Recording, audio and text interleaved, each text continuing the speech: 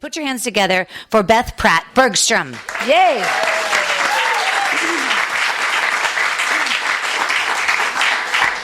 Can you guys hear me, or is this better? Probably this is better. Okay. Thank you for coming out. It's not for me. I know it's for P22, but that's good. And it's interesting. I love what I'm doing. If you told me I'd be working on mountain lion conservation in the middle of Los Angeles 5 years ago, as someone who's worked in Yosemite and Yellowstone, I would have laughed at you hysterically. But to me, P22's story and what he represents and what LA is doing for a mountain lion is the most inspirational thing I've ever worked on. So thank you for being a part of that and showing up tonight.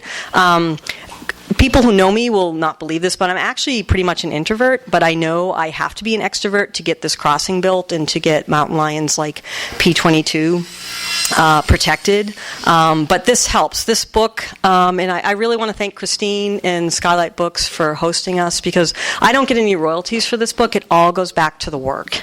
And the book was really written. It is more than P22. He's obviously the lead story, but as a desire to get the stories out so that people will get involved and help protect wildlife in LA, in Silicon Valley, and actually around the world. So thanks for coming out tonight. It really means a lot, and more importantly, it means a lot to the wildlife. So this book, when I started it, was very different than when the end product you see. I do come from a very traditional conservation background. I've worked in Yellowstone National Park. I worked in Yosemite for a decade. I live up near Yosemite half time. The other half time I live in LA, and I love both. But my view of conservation for most of my career is wildlife needs to be in those places, right? A Yellowstone, a Yosemite, you put the wildlife in these far-off places, and they're protected. Check the box. It's not working. That model is outdated, and science is showing that now, that what we're seeing is that wildlife needs large landscapes in urban and suburban areas, because where else can they go? The number one threat to wildlife is a loss of habitat. So if we don't start sharing our human spaces, they are not going to have a future. And P22, I can think of no other poster child than P22 for that. And LA is sharing its space. Give yourself a hand. Any other city in other states, this mountain lion would have been shot or removed the day he was discovered. So that LA, even when he decides to munch on a koala bear, that LA says, we want him, is pretty significant. So again, thanks for showing up. Thanks for being. I'm going to do tonight. I'm just going to do a few readings, and then really I want to hear from you on questions on some of the wildlife stories I'm going to tell. But again, I can't thank Skylight Books enough, and I can't thank our co-hosts enough. Friends of Griffith Park, who is a really proud partner of ours in Save LA Cougars. I mean, they have cake for you after. Dora made homemade taquitos. They have wine. But Jerry, I just want to recognize Jerry. I couldn't think of a better partner than Jerry and Mary and the whole board who's here. Do you want to stand up, those that are on the board? And yeah, thank you. Woo! National Wildlife Federation and Beth have been great partners with Friends of Griffith Park. I think we first met in 2013. National Wildlife Federation did a hike and seek, yeah. In Griffith Park. It was very well attended. We had stations. This is for kids and their parents. And at the mammal station, we actually had rattlesnake. Yeah, oh, that's right. And a coyote. Yeah. Memorable experience. But Beth became very good friends with our organization, and we've done a lot of things together, including what maybe she'll tell us about the P22 Day, which hopefully some of you came to in the park. So thanks for coming, Beth, and thanks for chatting in. Yep. Thank you, Jerry. Woo! And then I also want to introduce my wonderful colleagues who are here tonight who make it happen. This is Brenna and Tony. Tony gets the cougar word out in the schools. And Brenner works with us on fundraising. And again, this is a monumental task we're trying to do, build a wildlife crossing at $60 million. These guys make it happen. So they're here, talk to them after and stuff like that. So thanks for being here. So let me get to the story. Again, this started out as a really different book. It was just, there's no current book on California wildlife. So when I started my job, I've been working with Heydey Books actually for years, even in Yosemite, and Malcolm and I, who are good friends, got together and were like, let's do a book on California wildlife together. But as I started doing the research and then P22 popped up, I'm like, there's a better story here than just California wildlife. This urban interface is something special. And when 90% of the people in California live in the urban interface, and when the animals are starting to show up there and stay, that's the story. And that's, I think, obviously the one we're familiar with P22. So if you've read the book or are familiar, or if you're buying the book tonight, you'll see there's 5 chapters with 5 main stories, and I'm going to read a few from them. And then there's about 50 side stories in the book about, most of these are the urban interface. And they all just inspire me that people in some of the most unexpected places are protecting wildlife. But the first chapter in the cover, obviously, is P22. And when I started researching his story, and really looking at, when I first read in the LA Times the report in 2012 that there was a mountain lion living in Griffith Park. I'd probably been to LA 3 times in my life. I was a proper snobbish Northern Californian, thought that LA was void of anything but cement and smog. But I called up the National Park Service and said, "Is that true?" And Jeff Sikich, who is forever my hero, he's become a good friend, was generous enough to take me out for the day. And at the end of the day, I was so blown away. After we toured Griffith Park, I didn't even know Griffith Park existed. But then when he told me, when we actually retraced P22's journey in a car, I was just so blown away with what these mountain lions do to survive in this urban area. And I told him, what can I do to help, through my role with the National Wildlife Federation. And that's when he said to me, well, there's this little wildlife crossing we want to get built. And little did I know, but so I really wanted to do more to help, and I think we owe it to P22. So what I did in the book was sort of put in first person part of his journey.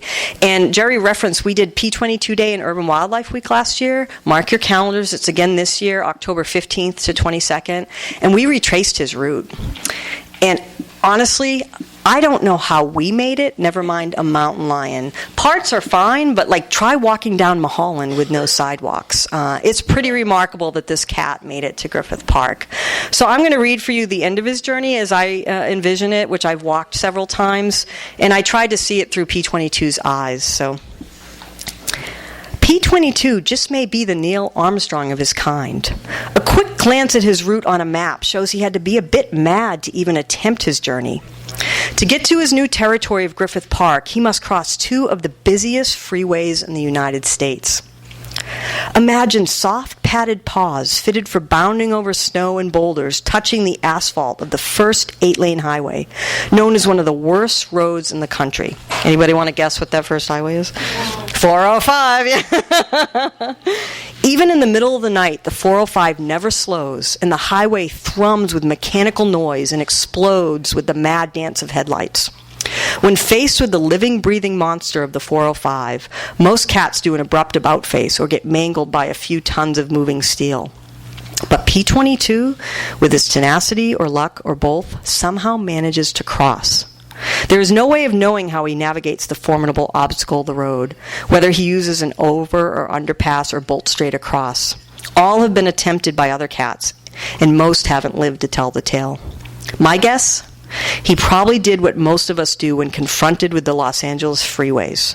Floor it and hope for the best. Imagine that bound. One large step for cougar kind. Mountain lions can jump a span of 45 feet. Someone might have seen P22, startled by the view of him dashing across the road in a blur of manic motion. But since mountain lions are not a usual reality for the LA motorist, that long tail or autumn brown coat in the headlights was probably attributed to a large dog.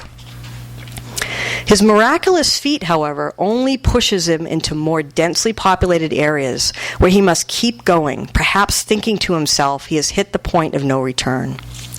I imagine his final miles as akin to a thirsty man wandering in a desert, hoping for signs of water with every step. Then, like a mirage, the Hollywood Hills appear, a green expanse filled with deer. Even more importantly, he senses no indication of another male mountain lion. Cougars leave scent marks of urine or feces or scrapings on trees to designate their territory and warn other lions to keep out. One last push. He might stand on the Mulholland Overlook at night, gazing at the city lights of downtown to the south and the lack of lights on the landscape due east, another promising sight. He might consider his options for crossing the 101, peeking out of his hiding place while he rests during the day, smelling the heavy stench of gasoline and exhaust, the noxious perfume of the freeways. Perhaps he's also curious about those giant white letters jutting out of the hillside. We don't know what Hollywood means in Cougarese, so... P-22 somehow navigates the 101, ranked by some as the worst commute in America. He might pause a moment with a triumphant look back to his destination, sauntering through the winding roads and quiet neighborhoods, taking notes of the Hollywood Reservoir, a place you will soon frequent. If cougars feel relief, I am sure P-22 does at this moment. No houses, no other male cougars, plenty of deer. #winning. And then he creates a marking as significant in the cougar world as the famous boot print on the moon. He scrapes a tree with his claws, forcefully and with much satisfaction, and claims Griffith Park for his own.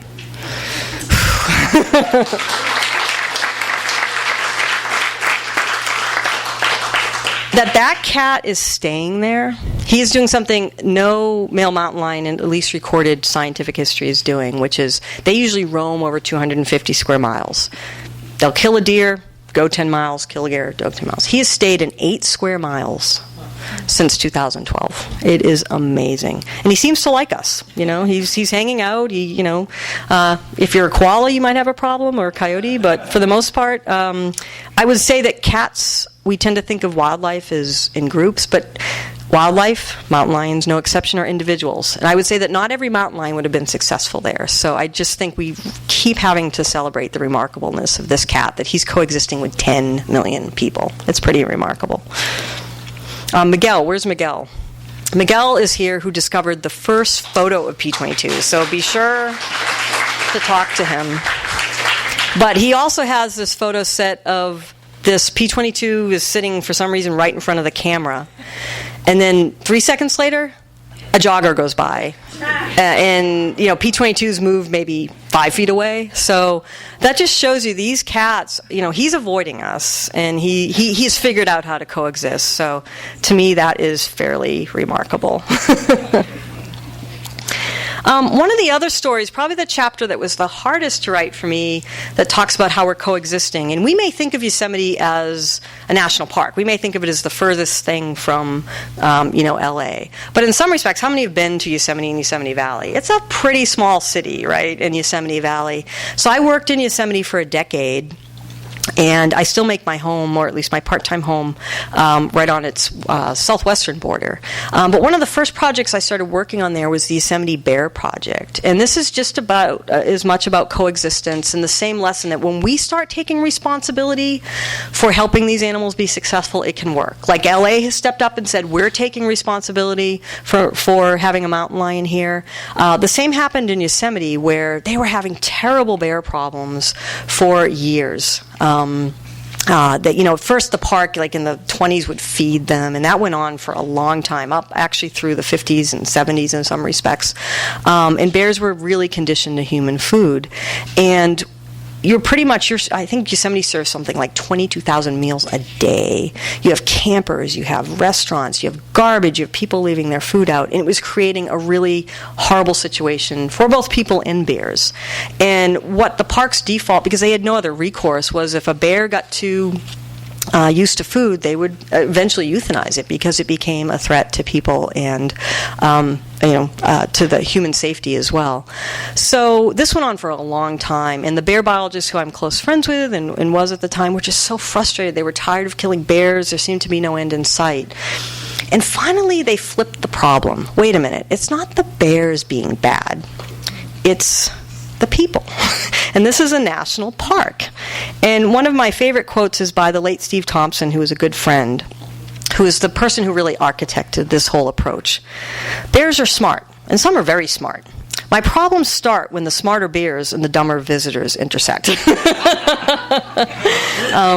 So once they started educating the public, and they did a whole PR campaign that I was really proud to be involved in. We had stuffed bears in the store. You came into the park. Those of you who've been there, I'm sure you're familiar with this. You can't rent a hotel room there without signing your life away that you won't store food in cars.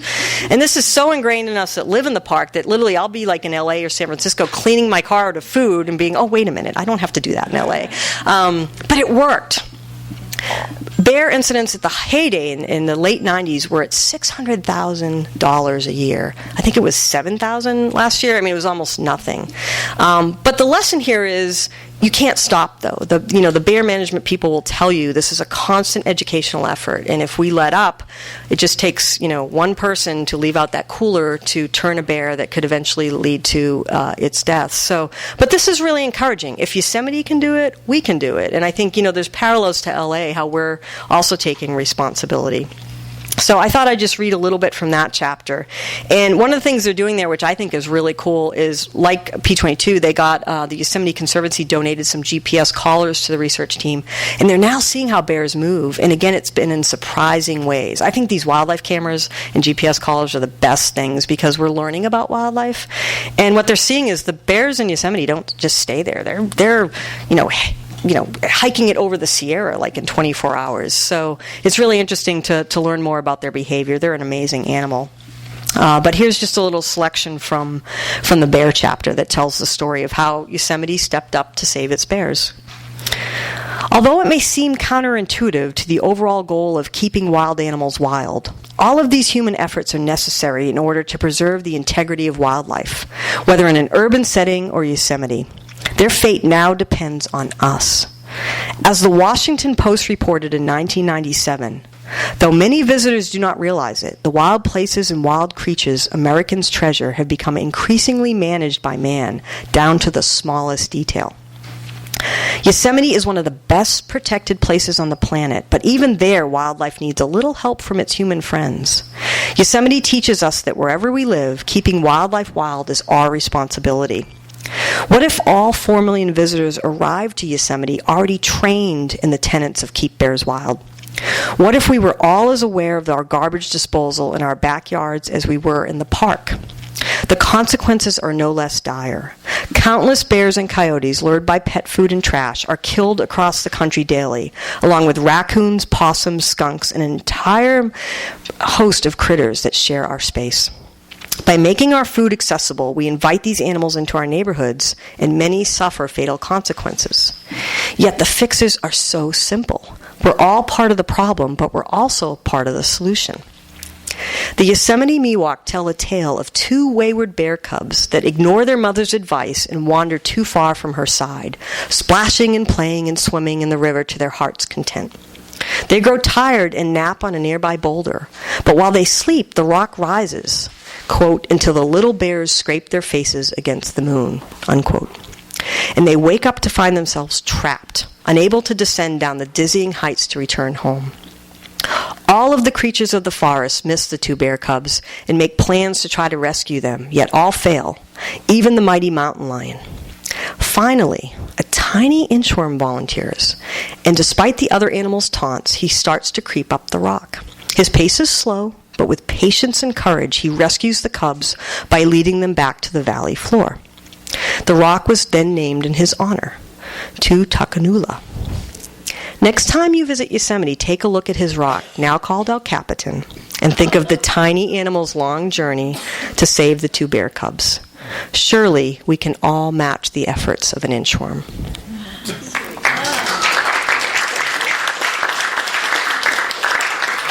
Timekeepers, how am I doing? Okay, all right. I have 2 more I want to share with you. So, the other story that just captured my imagination was the Facebook foxes. Has anybody here heard of them? All right, you have to whip out your cell phones now and follow FB Fox. I won't penalize you. On Facebook. So this, again, is one of those remarkable stories of this family of foxes show up on the Facebook campus. And I was lucky enough to get to tour the Facebook campus. I want to live there, okay? They have tennis courts and free ice cream, and they have these beautiful Zen gardens. And it's 57 acres, but a lot of it is open space. And, these high-tech campuses, if you look at them, they build them because they want to keep these high-tech workers happy. And they do it by creating a lot of connection to nature and in fact, Disney, the consultants for Disney helped design the Facebook campus. So that should tell you how happy it is to go there. But yeah, I didn't want to leave. But I saw why the foxes wanted to be there. But this is a pretty populated campus. You have 2,500 employees wandering around, skateboarding or programming and stuff. And the pictures in the book, I think, say it all. There's people on their computers, and these fox pups are, whizzing by.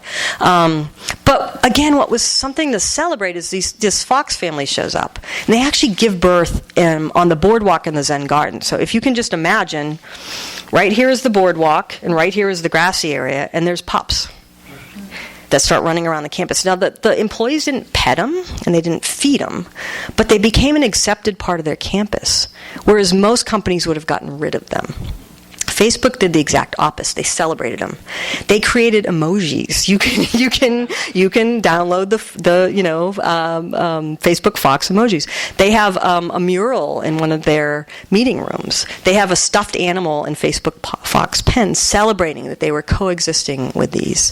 And I got to go on campus. We awarded Facebook a certified wildlife habitat. And then Mark Zuckerberg himself, and there's a picture of him in the book with the foxes, put on his Facebook page to 30 million followers at the time, "We're really happy that National Wildlife Federation is helping us coexist with these foxes." At that point, I asked for a raise. But it is something to celebrate that these employees, who admittedly, most of them aren't environmentally inclined. They are, people who program, just naturally and instinctually knew how to coexist without, focus groups and 100-page manuals. But it gets to something bigger that's the program I work on. Up in Silicon Valley, we have these two wonderful fox researchers who are charting the movements of the Silicon Valley foxes and with the Urban Wildlife Research Project, and trying to make sure we create these corridors using all the high-tech campuses. If you look at Google and Apple's new campus looks like a biodome. I mean, they're only building on 11% of the campus, and the rest is going to be native marshland and trees. So we're looking at connecting those to make more wildlife corridors for all the fauna there. So I just wanted to read a little from that chapter on the foxes. But yeah, go to Facebook Fox, foxes napping on BMWs, foxes, running across the Facebook campuses employees are looking on. It's pretty inspirational. As we are finally learning, our favorite approach to conservation, preserving islands of habitat, hasn't worked well. As Mary Ellen Hannibal states bluntly in her book, The Spine of the Continent, nature doesn't work without connection. Standalone protected areas are not sufficient. Think about P-22 stranded in Griffith Park after his daredevil journey, and animals are disappearing even within national park boundaries, the best protected places on the planet. Mary Ellen offers an example of the problem. Pronghorn use an ancient migration path in the Rocky Mountains that dates back more than 6,000 years. And even though ranchers and roads and oil drilling block their path, the animals refuse to deviate from their course. It's not enough to place them in a habitat of our choosing when instinct draws them elsewhere.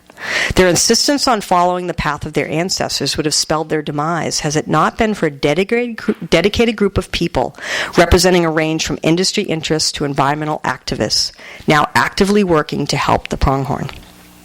As for our foxes, they don't migrate, but they do need to disperse. Like P-22 and his mountain lion kin, foxes, and all wildlife really, rely on genetic diversity to survive. Isolation can lead to extinction, and city boundaries are formidable barriers. Lucky for the Facebook foxes, they found an inviting habitat.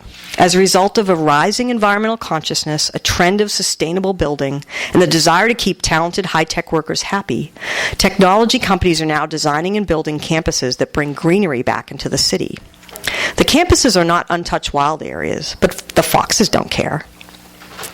When the foxes stood at the Facebook campus considering their next move, did they try to see past the concrete buildings and roadways? Did they sense the cattle grazing on the distant hillsides from 150 years ago?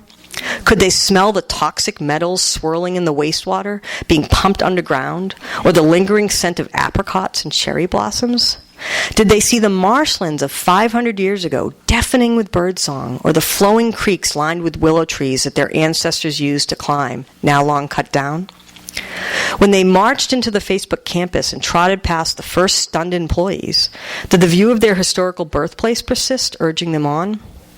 Or did they simply do what worked, napping on the hood of a BMW in the employee parking lot, warmed by the sun, content with their new world as it was?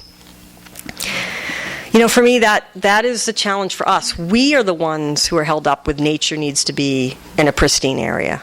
P-22 doesn't care. The foxes don't care. They want to live just like we do. And if their only way of existing means in a city, that's not for us to judge. We need to give them the opportunity. And I think the Facebook Foxes is just such a great example of that. So, and I know I'm preaching to the choir here. We all agree. But I think that's our job, is to get people to reconsider that our human spaces are okay for wildlife. And this is challenging. I know some of the scientists I've been lifelong friends with and work with, this is hard for them. One of my colleagues in Yosemite, I did a TED Talk on this. And after she watched, she said, she was cringing. She's like, you just contradicted everything I've spent my life doing, which is to keep people away from wildlife. And she's like, didn't you know that there's studies that wildlife and people or cities are more stressed? And I'm like, I'm more stressed in a city. I mean, I think the wildlife, of course that makes sense, but on the other hand, if it's between them not living and being stressed, I think we'd all pick a little stress in our life. So the last story I want to focus on, and there's so many in the book I wish I could touch on, is the wolf. And although the mountain lions inspire me a lot, and it's what most of my time I spend working on, I think the most remarkable conservation success story of our time is that we have wolves in California now. Just think about that. 90-year absence. And we didn't reintroduce them. They came on their own. And if you haven't followed this story, OR7 showed up in about 2011. He was a descendant of the wolves that were reintroduced to Yellowstone in Idaho in the 90s.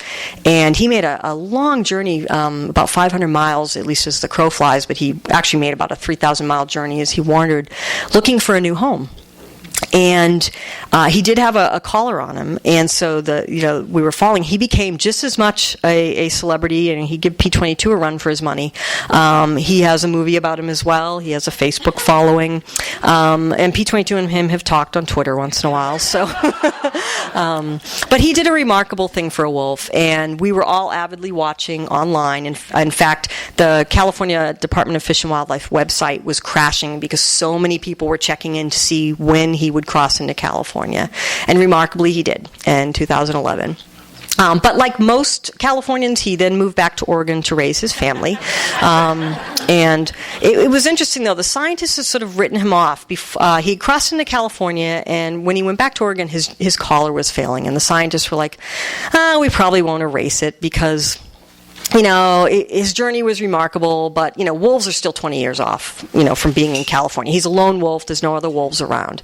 Well, this is what I love about working with wildlife. We don't know everything, and they still have the capacity to surprise us. And what happened? A female shows up on a GPS camera, and a few months later we have puppies against all odds. And indeed, the female was actually from his hometown, so he met the girl next door, 500 miles away. So they have some wolf pups, and California did something unprecedented here, and this gets back to how these stories make a difference. It's like the wildlife corridor. We're going to get that built. We still need a lot of help. We have to raise $50 million, but we're going to do it. Jerry says that in the meeting. Because of P-22, they've been talking about that wildlife corridor for 20 years, but in very biological and scientific terms. And now we have a story we can relate to. A lonely bachelor who's dateless and trapped in traffic. Who can't identify with that in this, in LA? So that's inspiring people to do something, and that's amazing. Same thing with OR7. He shows up with pups. He makes this incredible journey. And California did something absolutely unprecedented. Voted to protect an animal on the California endangered species list, and it's a good thing. We have a California endangered species program, which, given the current political climate, is a good thing. We voted to protect him even though wolves weren't even in the state permanently at the time. It was unprecedented, and that's because of his journey. And then, but the scientists were just like, oh, wolves in California are still 10 years off. He's still in Oregon. He's 50 miles away. It's going to take them time. What happens a year later? A whole unrelated pack is detected, the Shasta pack, with pups. The first permanent wolf pack in California in 90 years. And then a couple other lone wolves show up. So I think, OR7, we can thank him. I think he left a scent trail and said, California's open for wolf business, and they are here.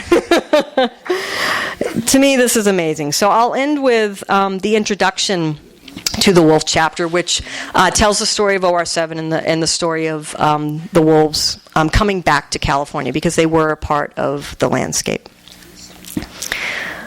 What does California remember of wolves? Do the Tule elk, those scattered remnants of the wild herds that once roamed California in the hundreds of thousands, recall the wolf packs that gave chase across the wide grasslands of the Central Valley? When the elk trot stiffly, arching their necks and holding their heads high, are they putting on a confident display for a predator long gone? Do they still have a warning call reserved for wolves, unused for generations? Would they shiver if they heard a howl carried over the hills by the wind? Or have even the elk forgotten that haunting song? Does the condor, itself nearly vanished into legend, imagine wolves loping on the hillsides as it soars overhead, its magnificent wings casting moving shadows on the land like clouds do? As it glides on the rising thermals of air scouting for carrion, does it remember the bounty wolves brought to its kind, when it could follow the hunt from above, watching the wolves conquer an elk or deer and be assured of the leftovers? Does each generation of condor pass along renewed hope of finding a wolf in their midst? Do the coyotes celebrate the banishment of their one-time nemesis? The absence of wolves to keep them in check has assured their recent reign as the dominant canine in all corners of California. Does the coyote remember a time when it had to abandon a carcass when wolves appeared, dashing away at full speed because the price of a meal in wolf territory could mean death? Do the timid kit foxes, suffering from the unrestricted harassment of the coyote, long for a day when the wolves might return to end the unbalanced regime? Do the wise and long-lived ravens, as they feast on a roadkill brush rabbit or the half-eaten remains of a hamburger bun, remember a time of plenty when they led wolves to the elk herds and were rewarded with rich scraps from their kills? And the willows and cottonwoods and oaks snuggled by the riverbeds, and the grasses and wildflowers coloring the meadows in the spring, and the blackbird feasting at the elderberry tree, and the red-legged frog resting in a vernal pool, do they retain a collective memory of the almost forgotten world once shaped by wolves? Do wolves remember California?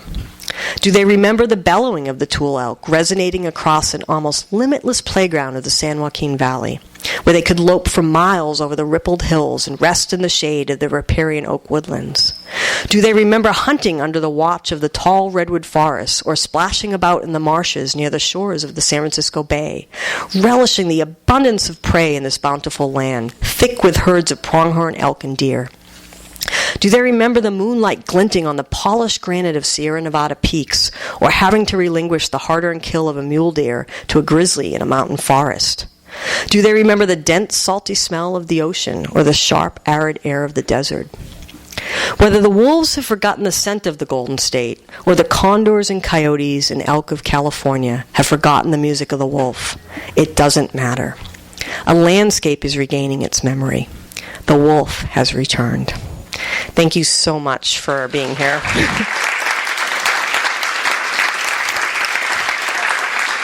I'm going to be here answering questions. I wanted to pass around, I forgot, this is P22's paw print, courtesy of Miguel and one of our volunteers, Julie Newsom, who made the cast. Miguel found the track, though. I just wanted to pass it around. This is not huge. They are not huge animals. He's about 120 pounds, but it's something pretty cool to touch. But I am happy we have time for questions. And yeah. Yes, you in the back there. I feel like a teacher. You. Oh, thank you. Project to work on, and it's so of the moment and hopeful. Not to sound unhopeful. No, you can, and we, In the recent past, there have been some unfortunate intersections with pumas in the local area. Being just chasing them out from under a house on Glendower. I mean, people who lost their lives in Orange County or were mauled. I'm hoping that will never happen here. Right. But what is the moral response of our society to a catastrophe like that? You know, it's a really good question, and mountain lion attacks are extremely rare. There has been 6 deaths in 100 years here. When you consider that, is it like, oh God, the statistics are in my book, I'm terrible at math.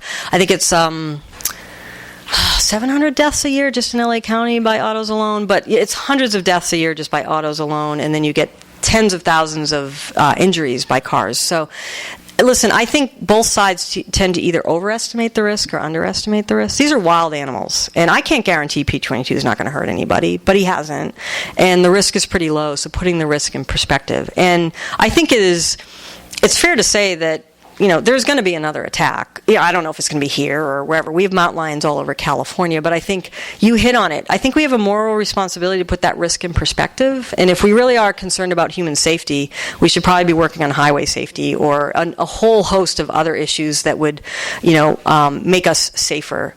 Mountain lions are like so low on the list. I mean, I think it is, you know, you're more likely to be struck by lightning. But I think we also have a moral responsibility to do everything we can to make sure that doesn't happen, and that is, if you have pets, I have 5 dogs and 2 cats. My cats are indoor. I have a predator-friendly fence. We bring them in because if we are attracting mountain lions to our area, that's not going to usually end well for us or the mountain lion.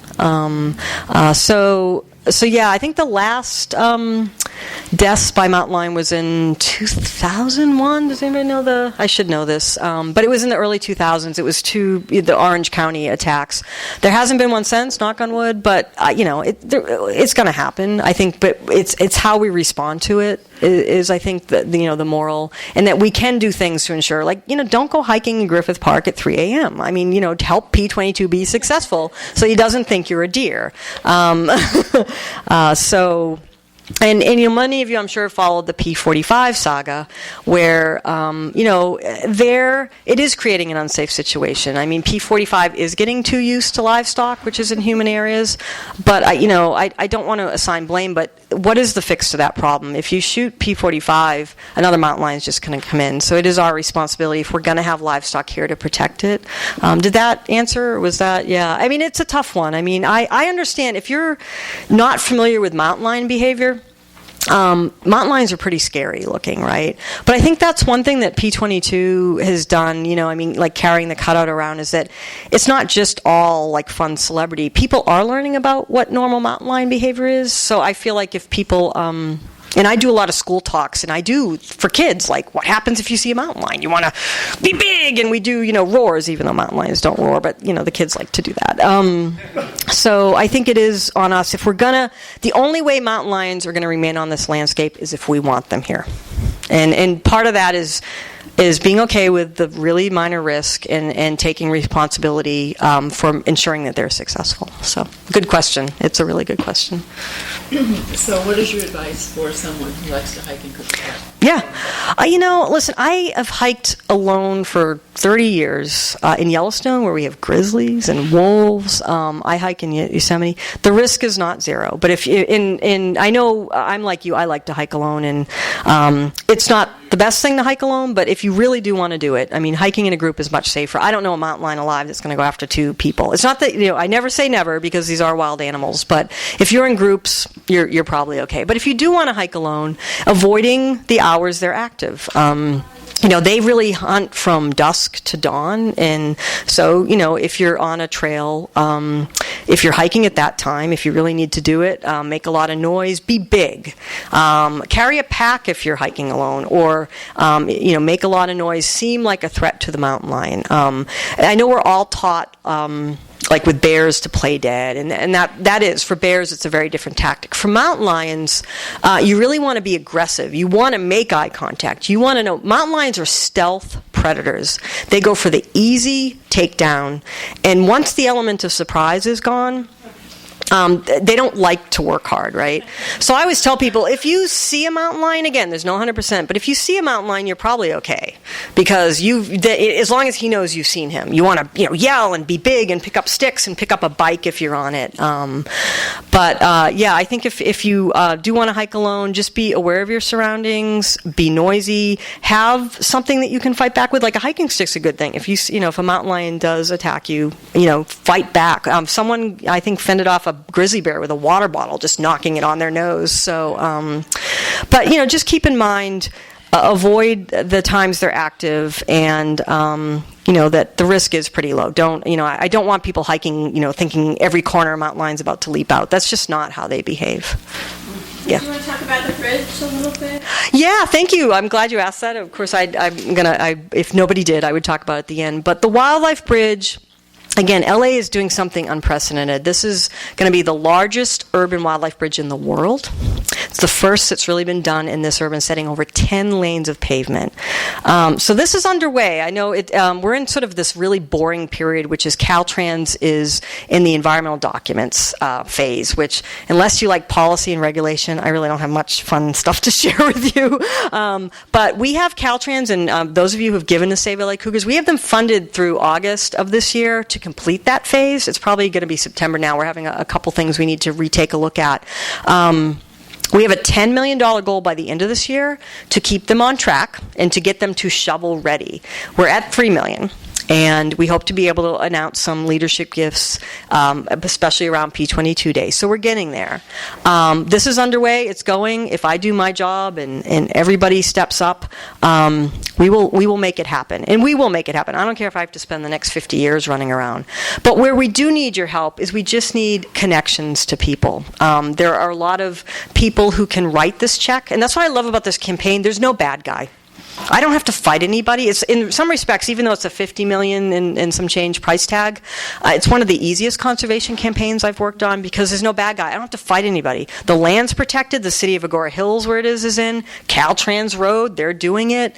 All the legislature there. Senator, Assemblymember Bloom. I can go down the list. Everybody supports this. It's a matter of writing a check. And that's all that stands in the way. So if please get involved, whether from volunteering or if you know people that might be able to connect us to foundations that can do this. The Annenberg put up the $1 million. We're so thankful they're helping us. We just need to get to that $10 million goal. We'll worry about the construction costs after that to keep Caltrans on target. If we keep with our goals, this will be built 2021, 2022, and we'll all be celebrating. And the urgency is, some of you may know, this mountain lion population is going extinct. They have done modeling, and because of the genetic isolation, we like to joke about P22 not getting dates, but he is symptomatic of the problem. These islands of habitat created by these freeways, the mountain lions are inbreeding at rates that are almost as low as the Florida panther. So they give it at best 50 years with this new study if we don't do anything, and that's just based on the genetic collapse. That study is not taking into account when they get hit by cars or die from rodenticides. So if you have something like we had happen this over the holidays where P39 and 2 of her kittens got taken out, that 50 years shortens very quickly. Or if P45 was shot, again, LA stepped up and said that cat cannot be killed. That was great. But if he was shot, now you're shortening that 50 years considerably because there's so few males there. So thank you for asking. Please get involved. We're going to do it. But we still need your help to do it. But where will that be built? And will this actually go over a freeway? Yeah, so if you want to see it, email me. I'm happy to take. But it's very easy to see. If you drive 101 out towards Agora Hills, it's the Liberty Canyon exit, and it will become very clear when you get there where it is, because it's one of the last spaces where you have green space on either side where the animals can move. But if you just get off the exit, it's right there. So, yeah, Catherine? To follow up to the question about the mountain lion attacks, I seem to recall reading that mountain lion that attacked and killed I think it was a woman? Yeah, it was 2 women, I think, yeah. I think, yeah. She was ill. The mountain lion was ill. And normally mountain lions don't run out and attack people. Right. So just to follow up. No, I think that's a good point. I mean, Jeff Sikich, I love him. He's my hero. He says, and he's right, mountain lions don't see us as prey. If they did, we'd all be dead. There's never been a statewide survey, but there's probably about 4,000 to 6,000 mountain lions based on territory size in California. They are extremely good at hunting. They are stealth predators. We'd be taken out at thousands a week if they wanted to hunt us. So, and yeah, it's usually the ones that attack are usually the youngsters who are feeling their way and don't quite have it down, like want to hunt. So it is extremely rare. Again, I don't like to, underplay the risk, but I don't want to overplay it either. But yeah, it usually is the youngsters or ill ones. So, yeah. Mm-hmm. What about bringing in a female? Yes, that's a P22 does have a Tinder account. He does, and we do like to do matchmaking on Valentine's Day on his page. And if you don't follow him on Facebook, do it's really fun. And I'll let you know a secret: it is me. But when I tell people that during talks, it's like I've told them, Santa is, they're like, really? I'm like, it's not him. But I love how people talk to him. It really is one of my most favorite things I've ever done in my career is be P22 on Facebook. But we get a lot of people proposing mates for him all around the country. Like, there was a Florida panther video that went viral, and someone posted, hey, is this the one for you? But here's the problem with that. We don't know if he'd like her. I mean, have you ever been on a blind date? It doesn't always work out. But also, Griffith Park is pretty small. I mean, it's pretty small to support him. I mean, the scientists of the National Park Service and Miguel and Friends of Griffith Park have been monitoring, but, it's the smallest known home range ever recorded for a mountain lion. They usually have 250 square miles each, and it's 8 square miles. So we could put her down there, but you'd have to plop her back out because it just won't support two. So that could be a problem as well. Plus, we talk about, again, we don't want to increase the risk of human.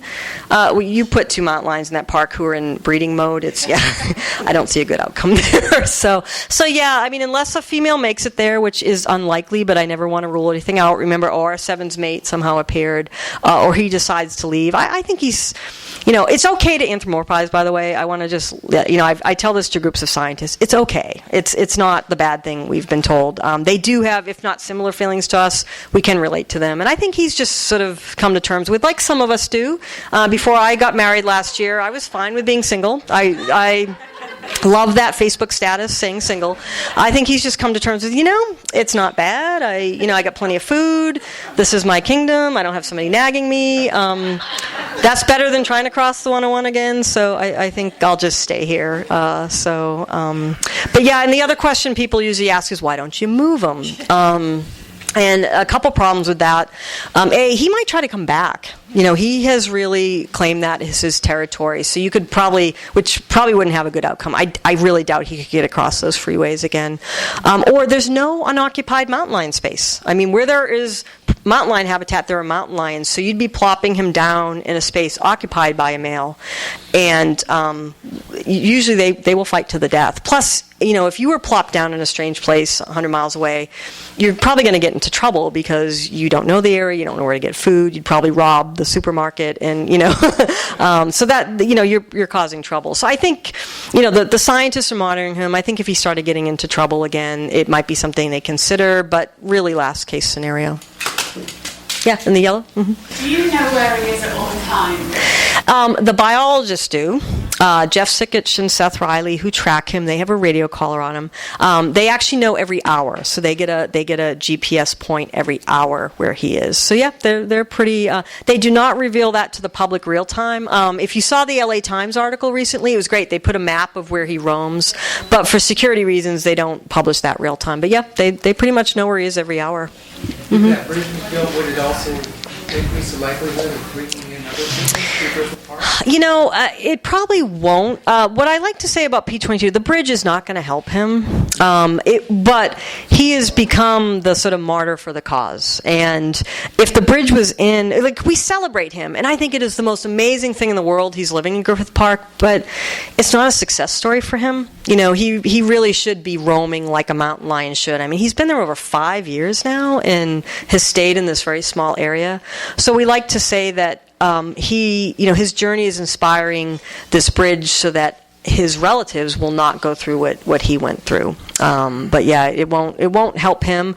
If the bridge had been in place when he was roaming, he probably wouldn't have gotten to Griffith Park. He would have went north, which is the promised land. I mean, if you look on a map, once you get across the 101, the 118 and 126 are not, I mean, there's certainly problems, but they have much greater success navigating those. There's actually an equestrian tunnel on the 118 that mountain lions have used. If they can get up to Los Padres National Forest, that's 3,000 square miles of happy place for them. So, in the back there. Mm-hmm. You mentioned rodenticides. Oh, yeah. Earlier. How big a threat is that to certain Jerry, do you want to answer that? I'll give that to Jerry because it's a huge threat. Yeah. It's really huge. As you know, in 2014, B-22 was really sick. Had mange. He was recaptured. They treated him in situ, and he recovered very quickly. But a lot of mountain lions, there's been three in the study. documented in the Santa Monica Mountains area, died of rodenticides, and many others have been shown to have levels of anti-coagulant rodenticides in their blood. Big issue for bobcats as well. Friends of Griffith Park actually took 4 or 5 freezer samples of dead animals that National Park Service had in their freezer, and did liver tissue samples, and all of them came back with, most of them came back with multiple anticoagulant poisons in their liver. It is a huge threat to wildlife. I mean, P-22 could get exposed again, and he might not be so lucky. And I'll tell you, it only takes one viewing of. They basically bleed internally to death, and it only takes one viewing of any animal to do that, to make you never use these rat poisons. So there's great resources like Poison Free Malibu and Claw have been very active on this issue. Go to their websites. It's a very easy solution too. I mean, we don't need to be using these poisons. I can tell you, it's not just LA. This is a statewide problem. When they test wildlife populations anywhere, even remotely, like up where I live half the time in Yosemite, they're just not finding any mountain lions without these poisons in their system. So it's really something. LA's, again, has been leading the way in Malibu and other areas, but it needs to be statewide. Mm-hmm. And the state is actually testing it again. They tried it last year, getting it through legislation to completely eliminate the use of anticoagulants in the state, except for agricultural use. In fact, our members will probably get an email in the next couple of years to sign on to this. In the back there, in the blue? I lived in Hollywoodland one afternoon, 5 o'clock or so. My dog woke me up, and I looked and I thought, oh, coyote, but the tail was like that. Oh. I called my wife and daughter, and they missed him. I went across our property. We got an adjacent lot, and with binoculars, spotted P-22. Yay! And this was before he was identified and collared. And then later, my daughter and I were jogging. I'm off on the bike path at night, and about 10 feet away, started down into a little canyon. I was so happy. That was probably P-23, his proposed love match. Yeah. It wasn't that close. But I could hear it breathing, and I saw a creature. So it was an honor. I am so glad you have that. I have that attitude too. I mean, it's always, to me, the most magical experience when we encounter these wildlife. And despite what the press reports, although I will say the LA press is so wildlife friendly, but despite what you see on Animal Planet, animals attacking, and most wildlife encounters end harmlessly for both wildlife and people. And I'm with you. I'm honored when I get to see a mountain lion or a bear or a wolf. So, and the rest. How do they interact with horses that are like a pasture? What's that relationship like? Yeah, they have been known to attack horses. It's not out of the realm. They're a little big for them, though. I mean, I think they tend to go after the smaller, like goats and alpacas and stuff. But certainly there have been attacks. I mean, it really is, if you have horses, bringing them in a protected structure at night eliminates most of the hazard. You know, it is a rare, it's not that it doesn't happen. Again, this is wildlife like us who can be unpredictable. It's a pretty rare mountain lion that hunts during the day. They do not like being seen by us.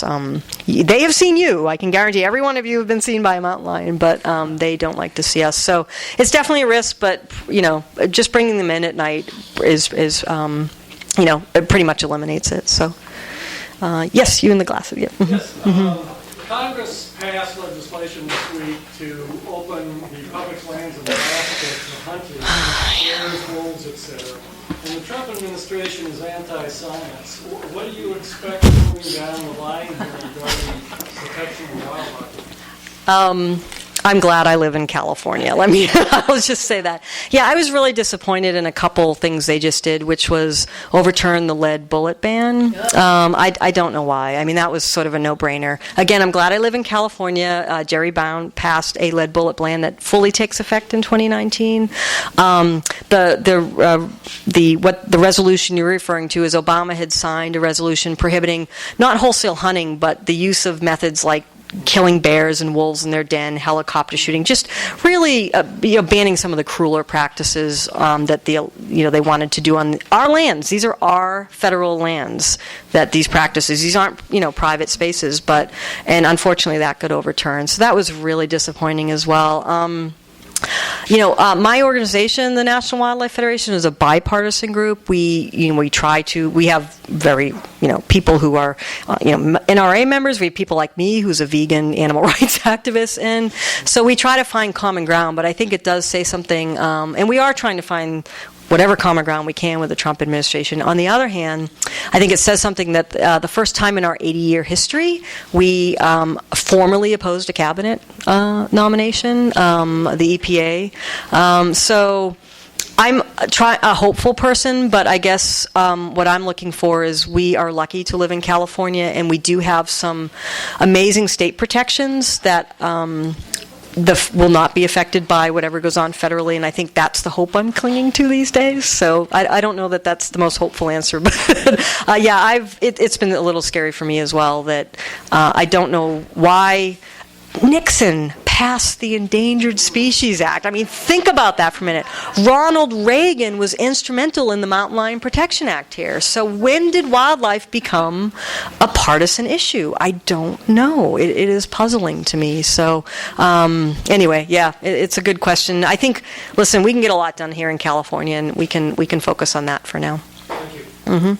You already asked one. Let me make sure I get everybody first. Mm-hmm. You mentioned like education in schools and things like that, but and the educating the people who are coming to Yosemite. What about something like that for like Los Angeles? Because a lot of the people have questions. They don't understand that we're the problem. Right. So do you know if there's any education programs? We do. So Tony, who's here, represents our Eco Schools program. We have, if you're a teacher or know of schools or have kids in schools, it's a great program that gets kids to be stewards. But we also have sort of localized curriculum that he works on about coexistence and about what they can do.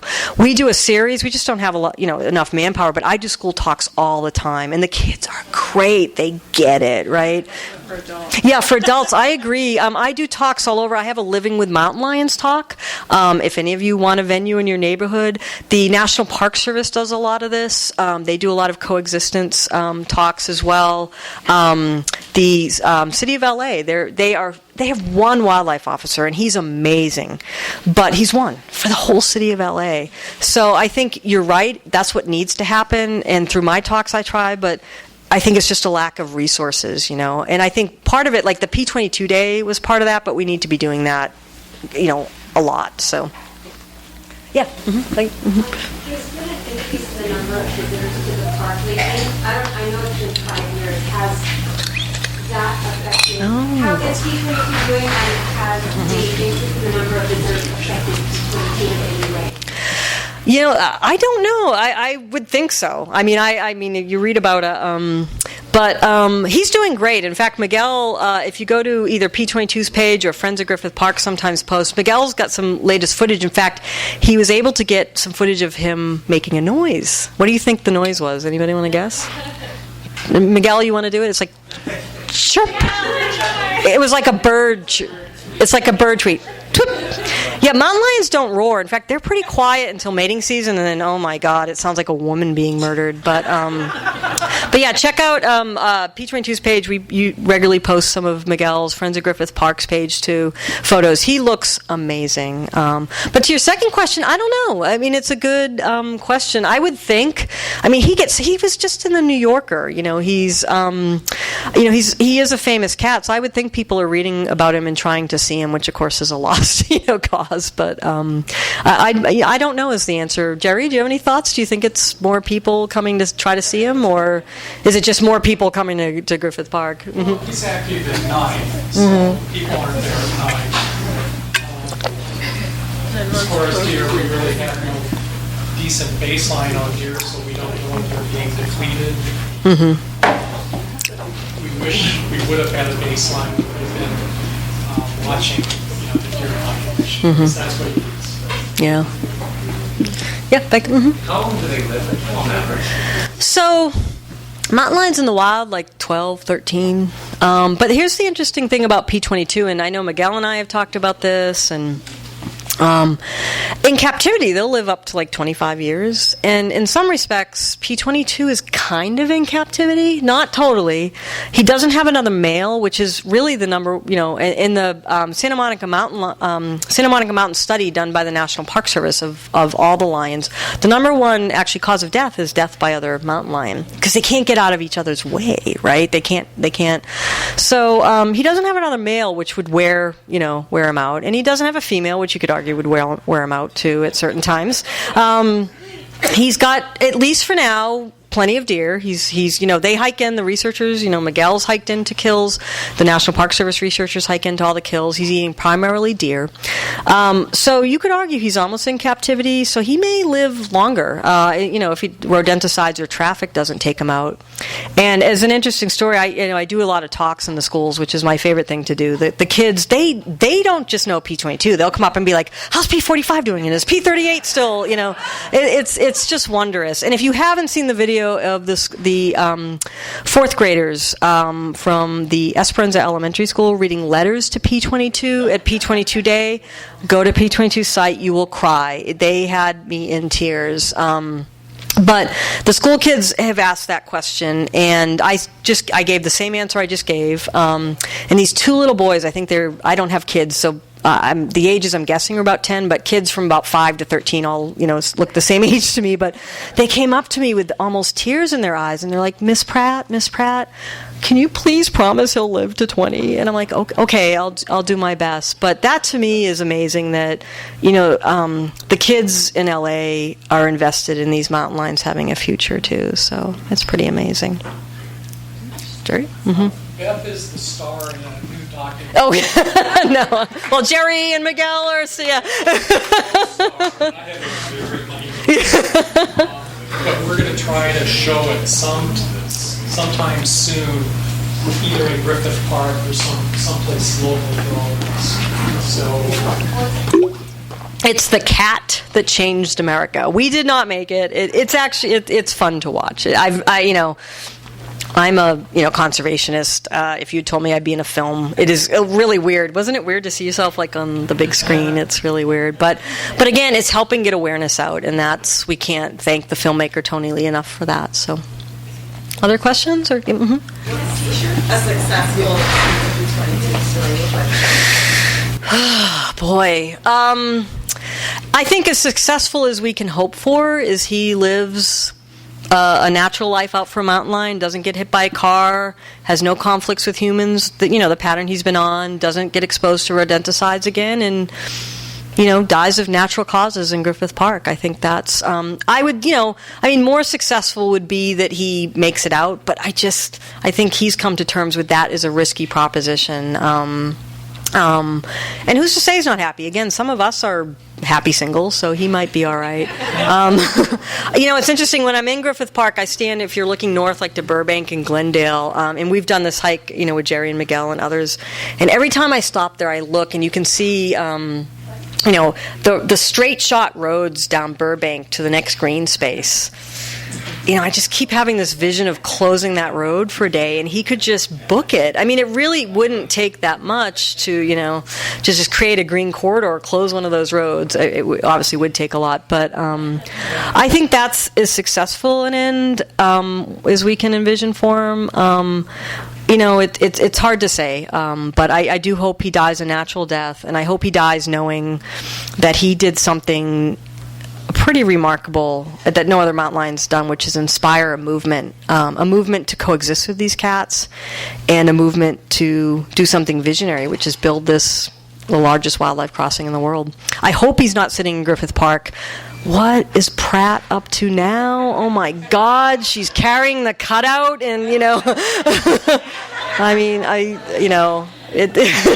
I hope he takes it in the right spirit. So. He's 6 or 7 now, yeah. So he's not, he's not showing as much gray as that P41 and the Verdugos who he likes to duel with. So at least on Facebook. So, other questions? We have cool. All right. Well, I'm 2 things. I want to bring up Jonah here. Jonah is dedicating his bar mitzvah project to helping with the P22 project. So, and. So he is on duty tonight, so he's going to tell you, I'm going to be signing books, and I will stay long and sign books and answer questions, but he has a special request for you, so go ahead. Well, Beth will be signing the books for you. I will be over with the cardboard cutout, waiting for you guys to take selfies, and then you can post them on social media with #SaveLACougars, and then raise awareness for the cause. Cool. Thank you, Jonah. All right. You've been listening to the Skylight Books author reading series. Don't forget, you can listen to this and all our other great podcasts at skylightbooks.com. Thanks again for stopping by, and we hope to see you soon.